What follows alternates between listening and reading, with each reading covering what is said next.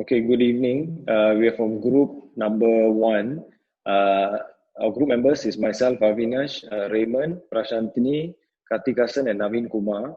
We will be presenting regarding our Proton X70 for our company. So a brief history regarding Proton. Proton Holdings Berhad PHB, informally known as Proton, is a Malaysian automotive company and automobile corporation active in the production and marketing of cars, both locally and internationally. This organization was established back in 1983 as the main national car company. Okay, so I'll pass over to Karti to continue from here. Yes, I'm Karti here. So I'm going to compare between South Africa and Malaysia. What are the difference between both of our countries? Okay, first come to the cultures. Our culture is basically multiracial, which consists of Indian, Malay, Chinese, Singh, and other races. But if for South African, it's more to urbanize and Western cultures, which will be more to the side. Okay, when coming to the political parts, ours is mostly in the federal side, which is controlled by the king. The king is the leader of the country, but he will be electing the prime minister to do the works. Meanwhile, for the Africa, South Africa will be the parliamentary republic, with the president will hold the power of the state plus the cabinet. He will hold the last words. Okay, coming to the climax. Our climax, which as known, is a tropical climax, which is mostly will be rain and only hot. But compared to the Africa weather, there are 4 weathers, and also they will be warmer compared to us. Okay, when coming to the economy, we are more advanced in the sense that we are advanced country. We have we have a lot of industrial companies right now. Compared to the South Africa, is just still rising. They have mixed economy using their urban kind of methods and also industrial. Okay, when coming to the corruption, Malaysia is numbered as 53 over 100. So the higher the number is, the higher the corruption is. Compared to South Africa is contained 44, so which is lesser than us actually, to be good. Okay, I will pass it the next slide to my friend. Okay, thanks, Kati. So I'm Avinash here. I'll be continuing from the 4th slide. The Proton organization later reverted to semi-private ownership under DRB HiCom. Currently,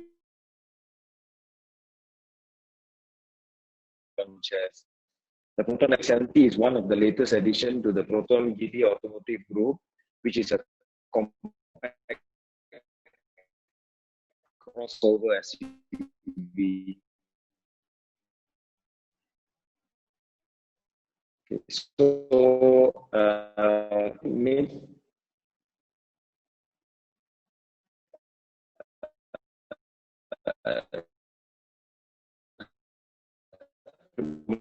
market Proton X70 to the African continent is because and second most populated continent for trade in an African market.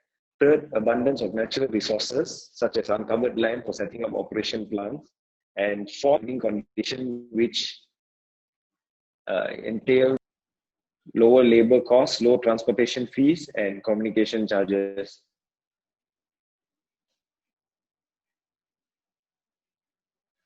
So I'll move on to the pastel analysis for our organization. There'll be 6 factors to be covered. One is the political factor, tax policies, fiscal policies, trade tariffs that affect the business plan. The second factor would be the economic factor, which is the inflation rate of the economy, which determines how we price the vehicle. Third would be the social factors, which depends on culture trends, demographics, and population analytics.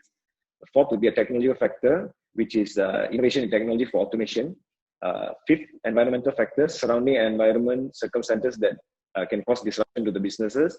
And the final would be the legal factor, which includes laws that impact the business, for example, consumer laws, labor laws, and safety standards.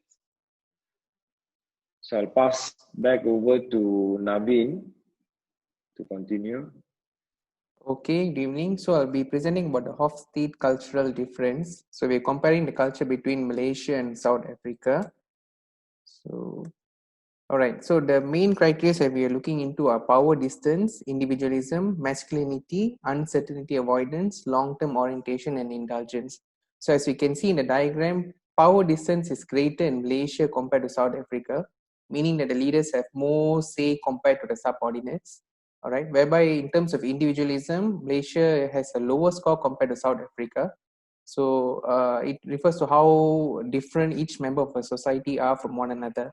All right, masculinity refers to the work-life balance. So Malaysia is quite balanced on that note because they've scored 50 compared to South Africa, where they give more emphasis to work. Uncertainty avoidance refers to how far are we worried about the future. So again, Malaysia has ranked lower score compared to South Africa, meaning we are not that anxious worrying about the future.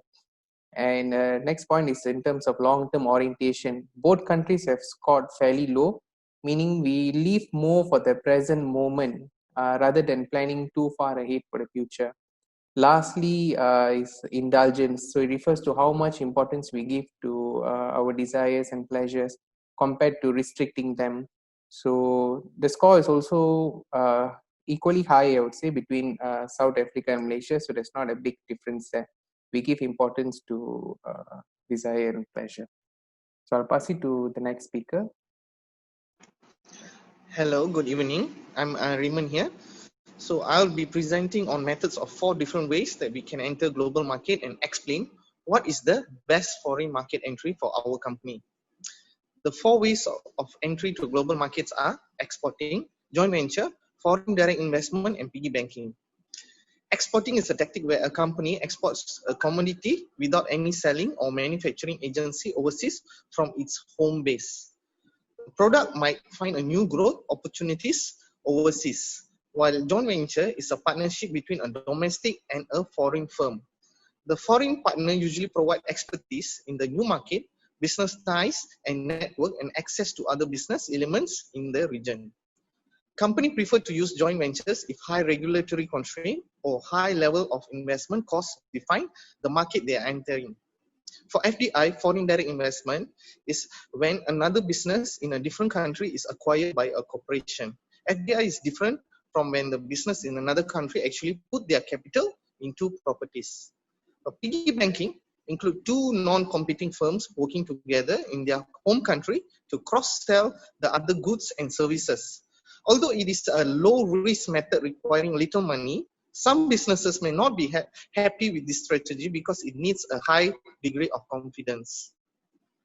Can we go to the next slide? Okay. So the best foreign market entry for our company is joint venture.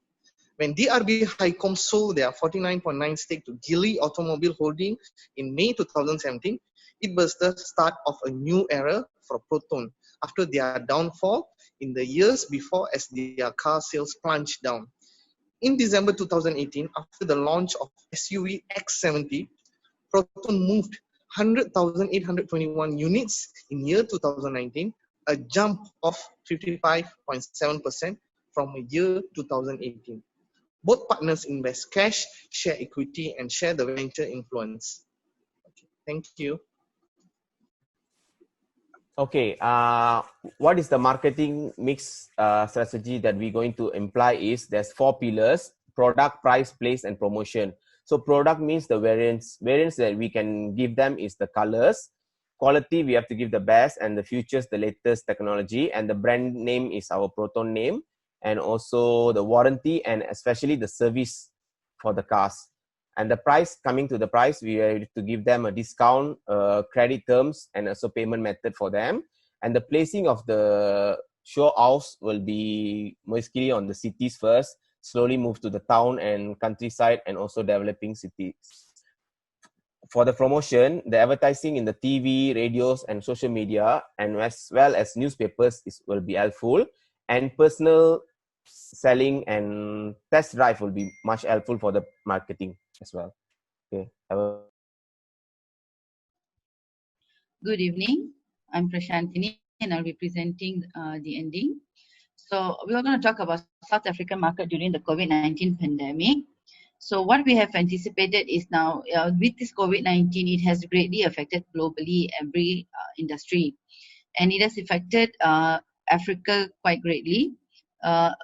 According to the World Bank, financial development in sub-Saharan Africa will decline from 2.4 in 2019 to negative 2.1% and negative 5.1% in 2020, depending on the measures taken to curb the pandemic's impact. And it is also said that the African region will encounter a recession in 25 years.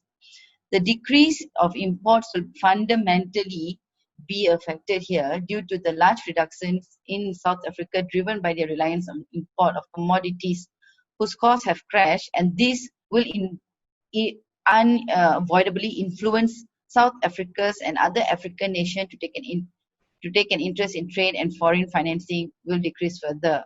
In 2015 to 2017, Africa's trade with the rest of the countries was ranging between 80 to 90% with an average 760 billion USD, with the automotive sector accounting for about 6.8% of the GDP in 2018.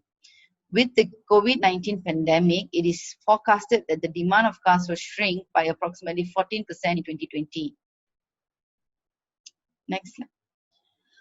A recent survey done in the sub-Saharan African countries in April 2020 showed that the importation of affected around was about 38%, while the export of goods and services were about 32.3%, whereby roughly 3% was not affected at all by the COVID-19 pandemic.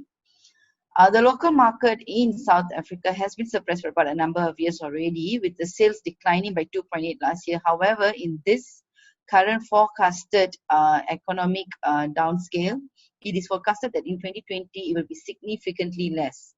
The recent sale figures released for March 2020 indicated that the new vehicle sales have dropped by 30% compared with the same month in 2019.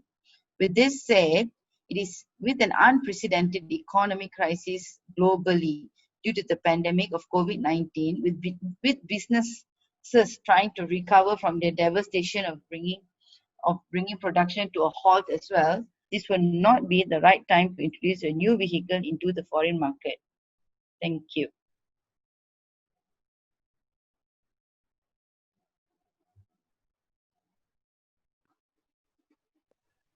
Okay, so I'll stop recording now.